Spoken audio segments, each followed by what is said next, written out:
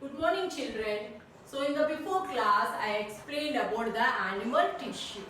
There are mainly four types of animal tissues. One, epithelial tissue. Second one, connective tissue. Third one, muscle tissue. And fourth one is the nerve tissue. So in the before class, I explained about the different types of epithelial tissue like stratified epithelial tissue, cuboidal epithelial tissue, columnar epithelial tissue, glandular epithelial tissues. Next one is the connective tissue. In the connective tissue, we have studied about different types of connective tissue. The main function of the connective tissue is to connect all our body organs and to keep our body organs in that position. Example, areolar tissue. Next one is the adipose tissue. Third one is the bone tissue.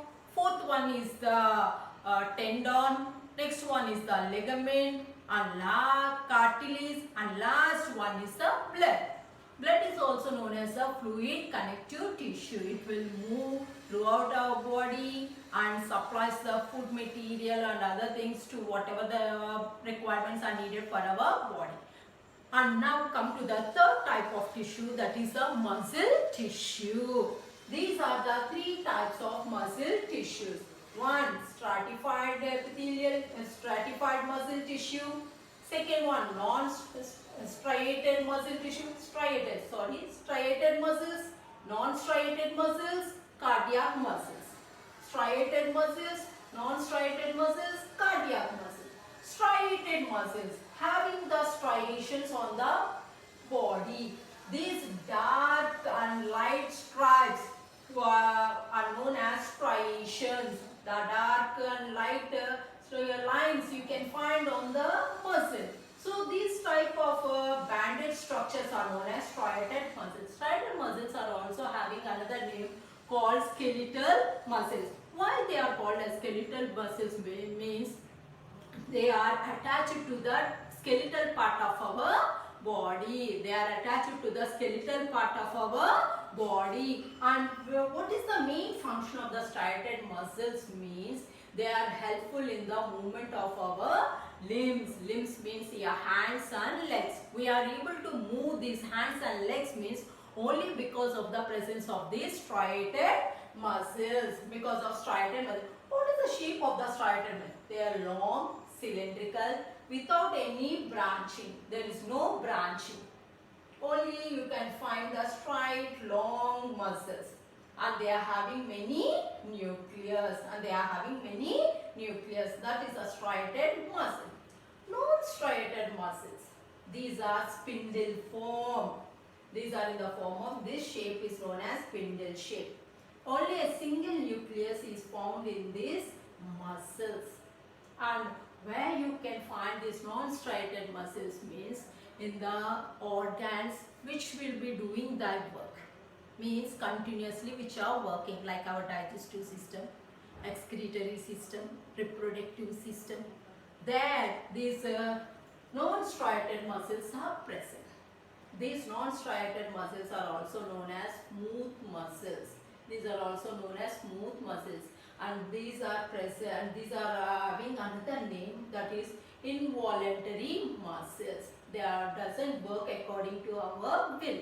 But when you come to the striated muscles, these striated muscles work according to our will. That is why these are known as voluntary muscles. Voluntary muscles, skeletal muscles and striated muscles. Smooth muscles, involuntary muscles and non-striated muscles. Last one is the cardiac muscle. In these cardiac muscles also you can find the striations. But here you see the muscles are not branched. But here the muscles are branched and you can find many nucleus. And where you can find these cardiac muscles means these cardiac muscles are present in the heart. You can find only in the heart. What is the main function of this cardiac muscles means? Nothing but to pump the blood. To where it will pump the blood? To all the parts of our body. So heart is a pumping organ and it is a hollow organ. Completely it is made up of a special muscles called cardiac muscles. So these are the three types of muscles which are present in our body and performs the different functions. So striated muscle, non-striated muscle, another one is the cardiac muscle, another one is the cardiac muscle. So this is about the muscle tissue. If there are no muscles, there won't be any working of our body organs. So how much the remaining organs are important, that much this muscle tissue is also very important. Muscle tissue is also very important. Now come to the next part of your lesson, that is nerve tissue. So the main parts in the nerve cell or a neuron are mainly three parts you can find. One is the cell body, a round shaped structure, long branched structure, unbranched structure, axon, and here you can see the branched structures called dendrites. These are the main parts in a nerve cell, and this diagram is very important for 4 marks. So if you are having your book in front of you, take that book, take your pencil and draw the diagram. Practice twice or thrice. Definitely you will get the diagram. Now come to the cell body. So it is somewhat round in shape in structure. Inside you can find the nucleus. Beside this nucleus you can find a round shaped structures which are called as glial cell, Nissan granules. These are called as the Nissan granules. These Nissan granules will give the supply the food material to the nerve cells, and as well as it gives the support to the nerve cells. So now come to this Nissan granules and as well as the cell body, the nucleus you can find in the cell body.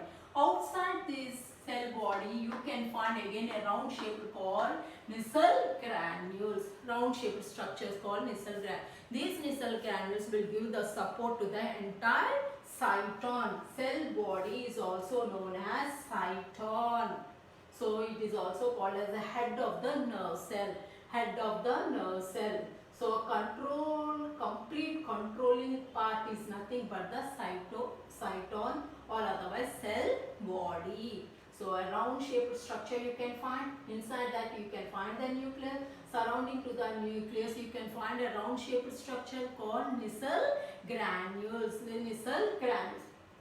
And all the round shaped structures you can find a projected structures which are ended with a branched hair-like structure called dendrites. These are called as the dendrites. And at one part of the cyton you can find a long structure which is unbranched. It is not at all branched. An unbranched structure called axon. This axon is covered with a sheet called myelin sheet. This axon is covered with a sheet called myelin sheet. What is the use of myelin sheet means? This myelin sheet doesn't allow the messages to be out from the axon. This myelin sheet is completely made up of a special cells called Schwann cells. A special cells called Schwann cells, completely made up of fatty layers. So here you can find a small gap between the myelin sheet.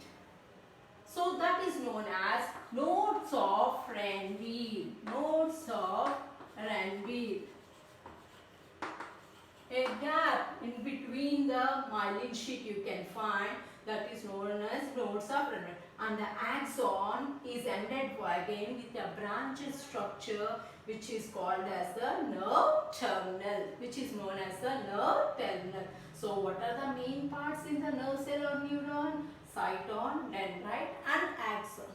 So on the cyton is also known as the cell body. In the cell body we can find the nucleus, and another one is the Nissan granules.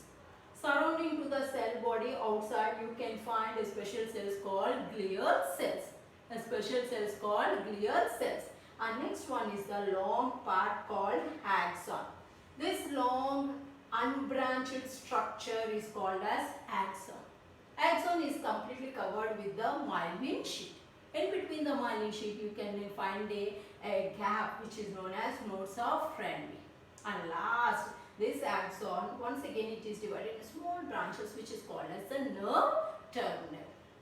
Now, how the messages are passed from one nerve cell to another nerve cell. So when you come to this, these nerve cells are attached with one another in the nervous system, either from dendrite to dendrite or otherwise dendrite to nerve terminals. It can get attached, or otherwise sometimes these dendrites may get attached to the axon, but mostly dendrites to axon or nerve terminal, and two nerve terminals will get attached. So throughout our nervous system, these nerve cells are attached to one another, and what they will do means they will send the messages from one nerve cell to another nerve cell, from another nerve cell to another nerve cell. In this manner, they will carry the message from one body organ to another body organ. That is why we are able to reach or catch whatever it is happening surrounding to our body or in the environment. So passage of the messages will be done only through small electric form which is known as the action potential. So this is the structure of nerve cell. Nerve cells are present only in the nervous system. Nervous system is what are the parts you will get? So mainly brain, nerves, another one is a spinal cord. Brain, nerves and spinal cord. So spinal cord will act as a mediator, carries the messages from the body organs to the brain. Again from the brain, it will carry the messages to the nerves, and through the nerves it is carried to your body organs. So in this manner they will carry the messages from one organ to another organ, Next one, a small part in the connective tissue, that is in the blood. So I explained what are the different types of cells which are present in the blood. One is RBC, another one is the WBC, another one is the platelets, or otherwise we can call it as a thrombocytes. So here the blood is red in color, means all the animals doesn't have the same type of blood. We are having mainly three types of blood groups, that is blood group A, blood group B, blood group AB and blood group O. Here four types, that is blood group A, blood group B, then blood group O, and another one is a blood group AB. So when you come to this blood group, how can you identify the blood groups? So by doing the small experiment, we can come to a conclusion to which type of blood group it is belongs your blood. So that is by using the serum. Serum, three types of serums: A serum, B serum, another one is the D serum. A, B and D serum. By using the serums, easily we can come to a conclusion which type of blood group it is. So when you come to the blood groups, here universal donor, blood group O is known as the universal donor. We can donate for anyone. Then universal recipient, blood group AB is known as the universal recipient. So when you return to the school, then definitely we are going to perform the experiment, and you people easily can identify which type of blood group it belongs. So if you come to your experiment, take one glass slide, okay, a neat and clean glass slide you take. Then take your middle finger, this is the middle finger. Take one syringe needle and prick the finger. So the blood will ooze out. Now on the glass slide, draw three circles. One is A, next one is B, and next one is the D. Add 3 drops in each circle. In circle A, one small drop, B another drop, and D another drop.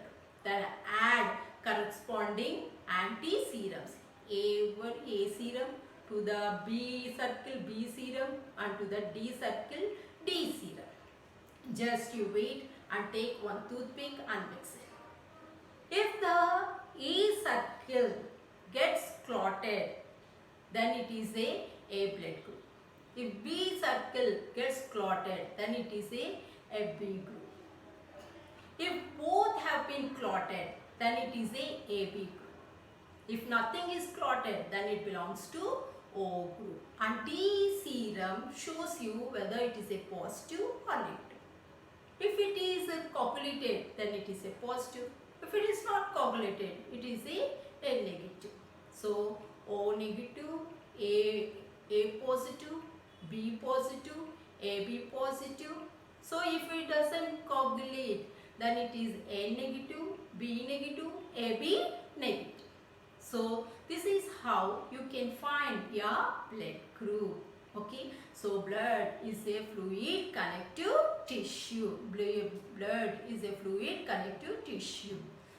So these are the four types of tissues, that is epithelial tissue, connective tissue, then muscular tissue, and next one is the nerve tissue. Next one is the nerve tissue.